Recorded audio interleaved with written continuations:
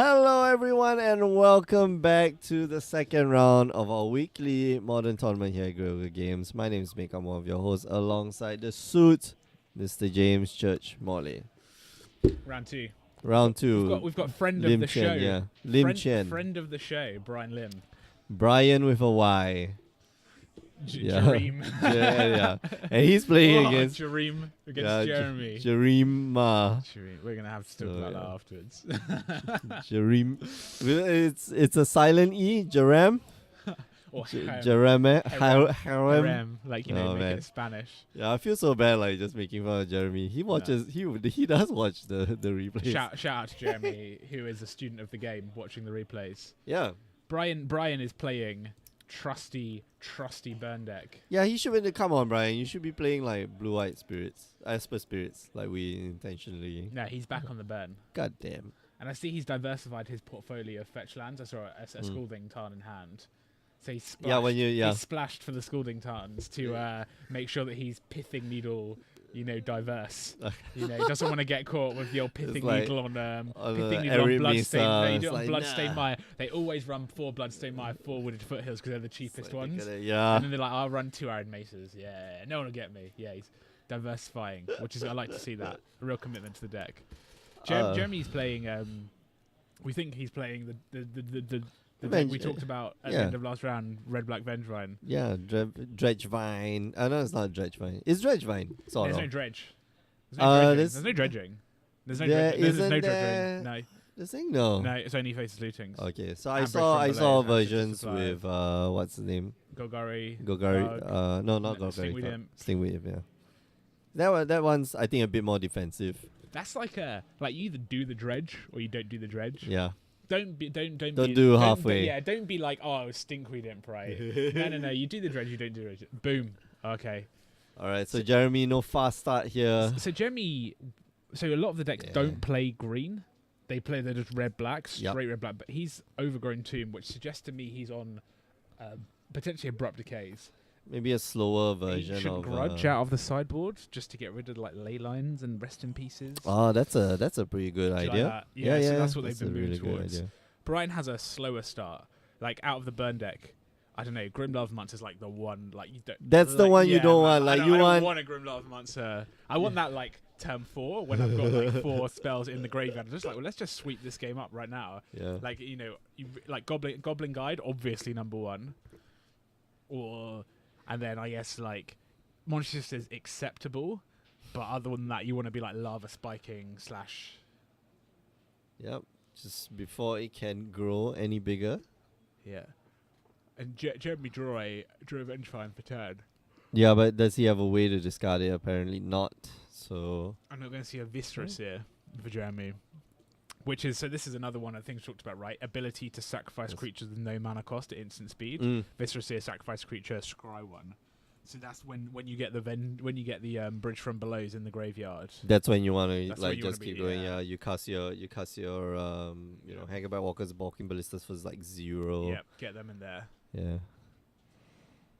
And yeah, but no, I mean like Jeremy just not explosive start here. In fact, like really, this is not how the deck should work. No, and this is a very slow start for Brian as well. Mm-hmm. Right, this is a super, like... I'm going to take it easy. I'm going to see an Insolent Neonate here. Alright, so Insolent Neonate. I'm going to drop a Vengevine inside. Draw. And out comes another Viscerous here. Yes. And here we get back the Vengevine. Well, we know what's going to be happening to that Vengevine anyway, so... That's a... And this is like the hard-hitting power of Vengevine, right? Mm-hmm. Like, oh, surprise, there's a 4/3 haste attacker coming at you now. It makes racing like super difficult. You have to do the math probably. Yeah. And so I think that that lightning bolt goes straight to the face. Yeah, and I think Brian's got to be on the I'm trying to get you out of the game quickly now plan, because he can't sustain too many more. And so we see Brian drew a Sacred Foundry for turn, Searing Blaze in hand. So Searing Blaze on the Vengevine, right? Lightning Helix. So he's going to have to take 2 damage to do Searing Blaze. And then Lava Spike, like Searing Blaze, Lava Spike. That's going to be 6, down to 4. Grim Lava Monster can't activate if he does that. Yeah. Right. And you can just wait. I mean, like next turn you can go Lava Spike. So now you can use the Grim Lava Mancer, bring Jeremy down to 5, and then you untap. So if you survive, you untap Lava Spike, which I think what he's going to do here. Yeah, he can block. So like, I like what Brian's doing because he can block with the. He can block with the Grim Lava Monster. The Lava Mancer, and then If you know, if stuff do happen, especially if the Vengevine comes back, I think Brian taking 3 points of damage. Volley in hand as well. Oh yeah. So no, it's not worth it to run it out now. No, but Shard Volley, 1 red, sacrifice a land, deal 3 damage to target. To any target. Yeah. So this is what the burn decks have been like. A lot of burn decks have gone down to they go to 2 Grim Lava Monsters in the main board now. So you play 14 creatures, then you're playing 19 lands. Yeah. And you're playing. You're cutting your Skullcracks basically, like Skullcracks are the card that's coming out of the deck. Mm-hmm. And you're playing Shard Volleys. Shivek saying forgot his trigger. Why no scry in response? I think he's dead, right? Yeah, he's dead. Because I'm not going to draw this card, so and no point. Jeremy, tough start, right? Yeah, Jeremy knows like that was Mold to 5. That's a difficult situation to be in. Didn't really see an enabler like in that situation. Something like a Faithless Looting is good. Yeah, exactly. Right? Yeah, like see a couple more cards. Oh, just like if you have Bridge from Below's in hand, like right, let's get those in the graveyard. Vengevines, get those in the graveyard. So difficult situation for him. Brian, we thought he had a bit of a slow start with the Grim Lava Monster, but pressed his advantage. I think he sequenced it pretty well. That decision to take out the Walking Ballista very early on. Yeah, that was a very good decision. But you saw like Brian just use a whole bunch of spells. He didn't even do anything else. He just used spells, and I'm going to take you out.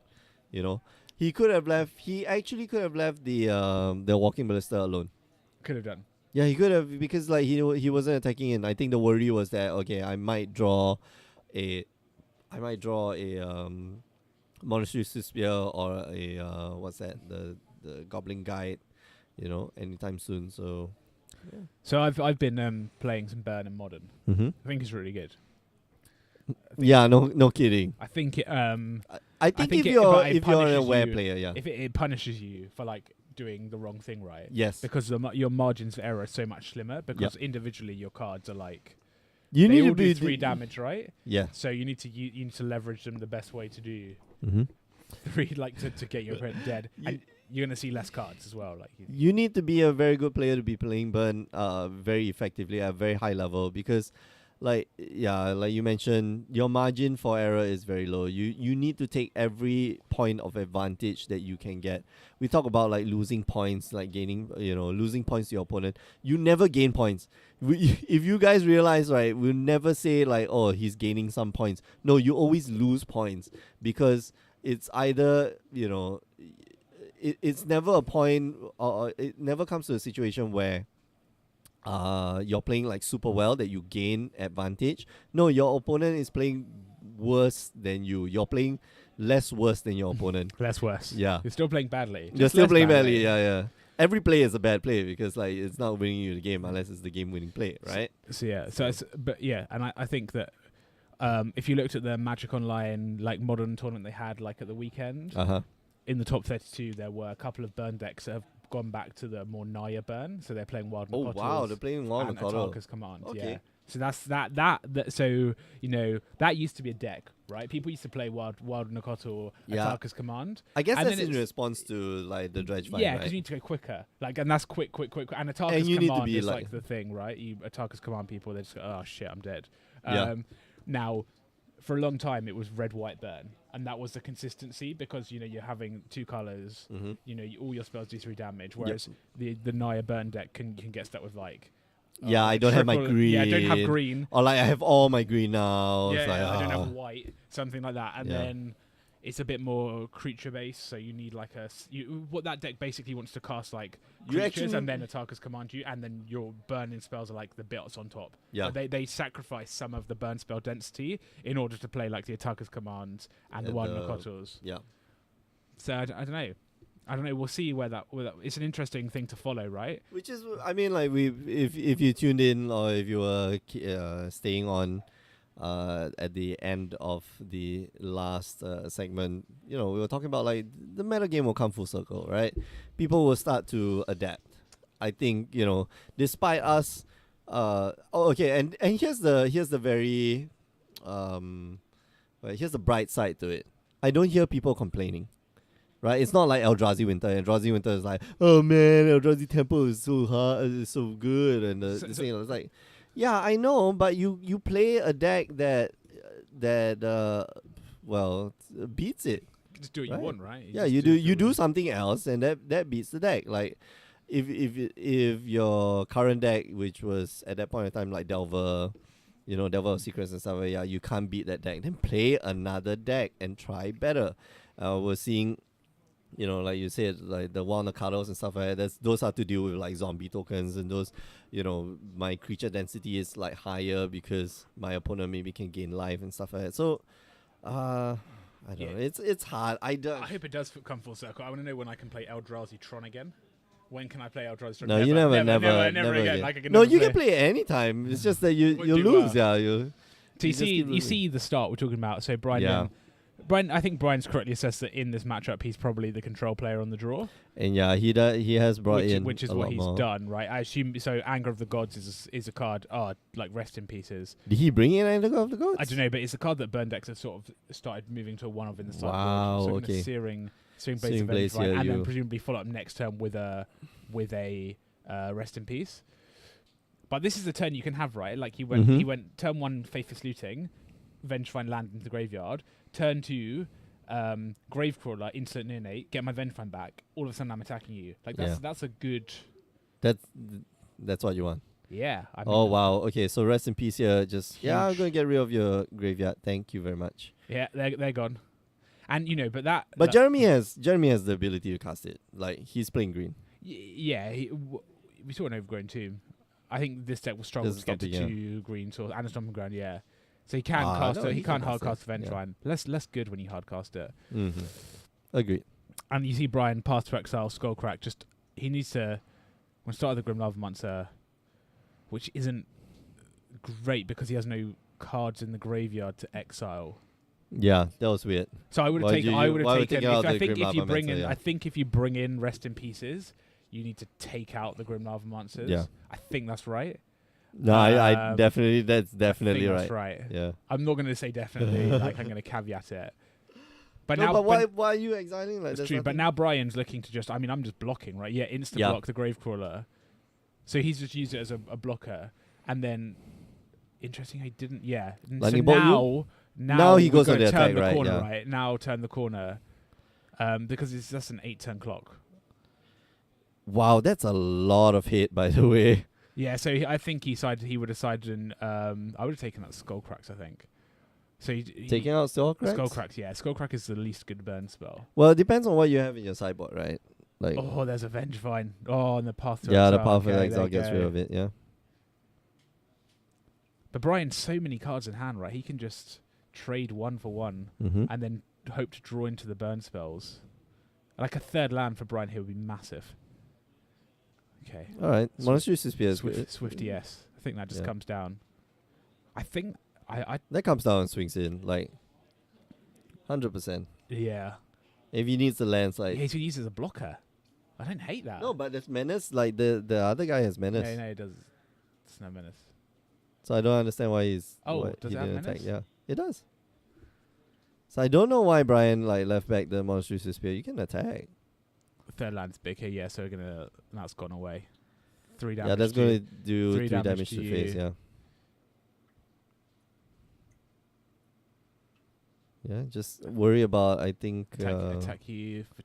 not attack you for 2. No, you should attack. There's no reason why you leave it back. So he's got 6 points of burn in hand. He attacks for 2... Then he casts 1 next turn, attacks for 2, casts Skullcrack next turn, and wins the game. That's assuming, Jeremy doesn't have any removal. We saw, he's got Abrupt Decay. I think Jeremy's got Abrupt Decay, right? But do you want to Abrupt Decay the Rest in Peace instead? No. No. You're now operating like you've got more than enough lands to like just hard cast good stuff like your walking ballistas, like your what you call it? Gravecrawler. That's just Gravecrawler is not that great, but I mean underwhelming. Yeah. There's a quick clock though. Mm-hmm. Wow, another Swift Spear. Yeah, Swift Spear is great. So that's got to come in. Yeah. And just to block. Yeah, okay. So now I favor blocking, but like last turn, just attack. The first turn earlier too. Here, you can Skull Crack, grow the Swift Spear, save it, yeah. Bloodgust. Alright, Bloodgust with haste. too. Hasty Bloodgust. Or you could just yeah. So I path think to there's exile. going to be a path to exile here. Yeah, draw out the path. Whoa. There we go. Alright. So maintaining the life total. Oh man. Jeremy doesn't even search. He knows he's got. I knows got he's got left. them. I got nothing left. So we can see. Wow, here I don't. I think I don't like this. 6. Hangabout Walker for 3. Okay. Triple Skullcrack. Okay. Here's the cool part. Like, if the Hangabout Walker, the Hangabout Walker actually doesn't die. So if Brian here swings in, right, and Skullcrack for 2. Yes, he goes down to 7. Skullcrack again. So you won't get the Thopters, is that what you're saying? Yeah, you won't get the Thopters. There's a 3. Goes down to 5 and just passes the turn. Okay, so Brian here, you're going to keep up Skullcracks just to prevent Jeremy from gaining some life. He's left himself like dead to Lightning Bolt though. True. Blood Artist. Okay. Oh, they don't die, by the way. Draw. Okay, so he's going to go for it. Lava Spike you. Yeah. Lava Spike you? Yeah. Yeah? And Jeremy says, that's it, I've seen enough. It doesn't die, by the way. I want to bring out like Walking Ballista because this was... Hangabout Walker. Hangabout Walker, yeah. So a good 2-0 win for Brian there. Yeah, easy game. Won't be too much mocking after the round. Goddamn. Yeah, we'll bring up Hangabout Walker quickly. Yeah, just a quick one. It says here when it when Hangabout Walker dies, create a 1/1 colorless Thopter artifact token for each +1/+1 counter. So it doesn't really die because like the what's that card called? Rest in peace. Rest in peace. I want to talk about this. Right, here we go. Sideboard, so much. 2 Rest in Pieces, 2 Path to Exiles, 2 Deflecting Palms. 3 Path to 2 yeah. That 3 Path to Exiles. Okay, this is too much. I think. And a Skullcrack. No, I think it's reasonable. I think it's reasonable. Turn 1, you want to go like Path to Exile. Taken out? You got to take out like all the Boros Charms came out, so you're keeping in Skullcracks, but you're leaving the Boros Charms in. Okay, I wouldn't. I would have kept the Boros Charms. So the first card I think I take out of a burn deck is Skullcrack. I'll take out the Lava, the Young Parament, the Lavamancer. Yeah. But if you're taking out burn spells, right? It depends. If they have no creatures, Searing Blaze, that's not good. But otherwise, Skullcrack, like one, like it's Skullcrack is going out. Lightning Strike, which is like not good. So interesting. It's not even Lightning Strike. Going to talk to Brian after the round and ask why he took out Boros Charms. Instead of. I wonder what he was worried about. Maybe he knew that the Blood Artist was in there for the gaining life. True. That might be it. Yeah, but Blood Artist, I mean, like the minute you land Blood Artist. Or on the stack when you cast the Blood Artist, and that's... Yeah. Anyway, okay. We are going to take a break. And we'll be back in about half an hour's time. That was a quick match. Remember, you can join us on the stream every Wednesdays, 8 p.m. Singapore time, twitch.tv/GreyOgreGames. Replays are on youtube.com/GreyOgreGames. And... you can check out our website, GreyOgreGames.com, if you want to find out more about the Grey Ogre Games Invitationals and how to be part of it. It's not too late. It really isn't too late. It's only August. And the Invitationals is somewhere in late December, early January. So, yeah, don't worry. We'll leave you with a replay. So don't go away. We'll be right back.